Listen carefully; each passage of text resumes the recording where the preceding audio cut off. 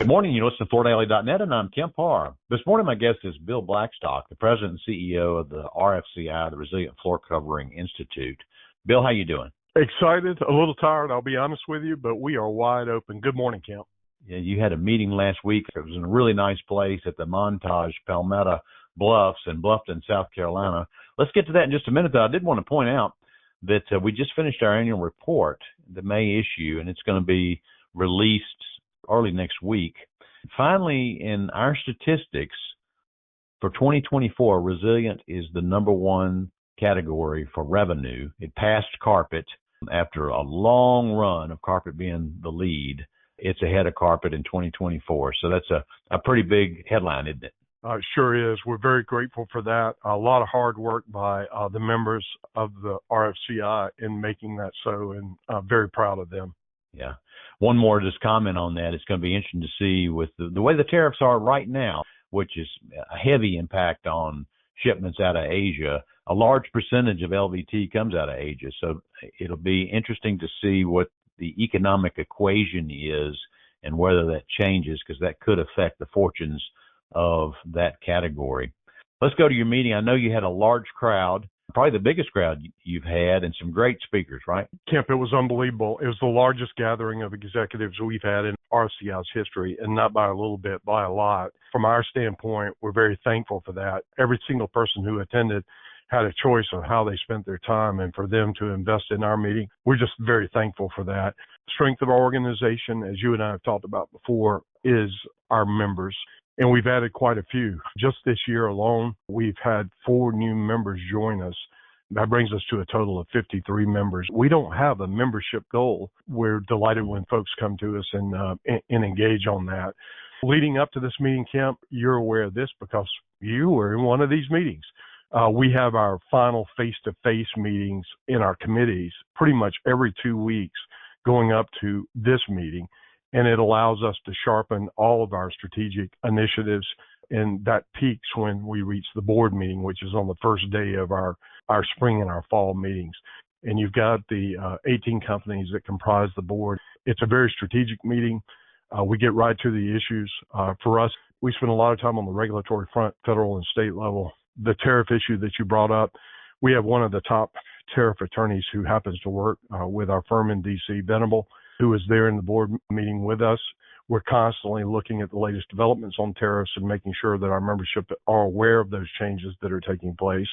We've had tremendous technical initiatives this year, beautiful, responsible, and much more. The board meeting is a 4-hour working session. So then, spoken at our general session before, I have 20 minutes of comments and get out of the way of these incredible speakers and the topics. In short, Matt Saunders of the John Burns Research and Consulting Company had an unbelievable economic overview of the economy, what's out there, what's ahead in 2025 and 2026. Lots of questions on that. Wes Sudeth is the attorney at Venable on the tariff side. He also presented in our general session. The Georgia Ports Authority, Cliff Pyron has been a major visionary on that front with that core leadership team. We were blessed to have him again. You know Ned Monroe, president and CEO of the Vinyl Institute, quite well. He was there giving the latest update on a number of items associated with vinyl and the initiatives of the VI. There's a new president. His name is Matt Rudolph. He addressed the topic of beyond decarbonization and what's ahead. I think you have had the chance to meet Paul Shihari, founder and chief information officer of Ecomedes. Paul gave a very stirring presentation. You met Allison Foley. Allison is a partner at Venable, and she's definitely a partner of RFCI. She did a deep analysis of the president's first 100 days, way beyond the headlines into what has transpired and the details. And then a fellow named Kevin O'Connor, a host of This Old House for some time. He spent a couple of days with us as well. And Kemp, he had many fundamental messages in this presentation. A couple of things that really stood out were the emphasis on the trades, and from the standpoint of the United States, the importance of the trades and where we are and what we need to do there, and the constant need of innovation. When you look at This Old House, Kevin's always concentrating on innovation within the market. Sounds like a really rich, and, I got to tell you, I was a Bob Vila fan. I mean, he's the one who started that show, and I actually did a video with Bob Vila. He's one piece of work, and would have been great to have seen that presentation because they're always entertaining. It's one of my Saturday morning things to do. So you've given me headline speakers, but I need to know what they said. I mean, what's the outlook? You said you had this economist talk to us. Yeah. Is it all doom and gloom? No. In short, in 30 seconds or less, there are risks in the economy. We all know what they are. There are more vectors in the water than I've ever seen before. Matt took us through all those in his presentation. Housing affordability, for instance, is that. You're hearing a lot about the U word, uncertainty, right now, and uncertainty is impacting certain decisions in the market. We do believe, these are the words of Matt, that remodeling right now is in a state of deferral as this uncertainty plays out. Uncertainty will clear itself. It's just a matter of when that happens and the factors that cause that to happen. Flooring is an early stage recovery category. He showed charts of the various trades and how economic cycles occurred. And pretty universally, flooring was always an early stage recovery category, and that's exciting.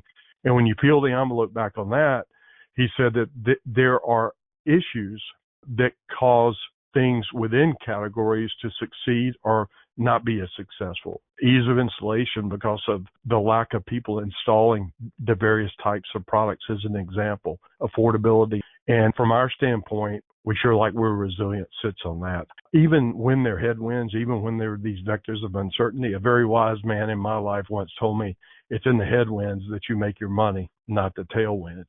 And there are these pockets of opportunity that exist everywhere. Resilient's going to do just fine through all this, but there are pockets out there of excellence where you can move your business model ahead. I hope that answered your question. Okay. One of the big, huge issues right now with the total flooring category is the lack of turnover in housing. We're not going to see any improvement there until interest rates come down. Did he have any forecast on that? In my neighborhood right now, there are very few for sale signs that are up. So when that interest rate issue makes its ultimate adjustment, you're going to have the remodeling category move ahead. I believe that starts toward the end of this year and the early part of next year. You and I haven't even talked about commercial. There's some factors there that are positive in 2025 and 2026. I wish I could be a crystal ball and tell you, is it going to be quarter 3, quarter 4, or quarter 1 of 2026? There are just too many vectors to do that right now. When that kicks, I still like where Resilient sits in the mix. And I do believe Resilient will continue to gain market share due to the solutions it brings to the market. I mentioned earlier the ease of installation.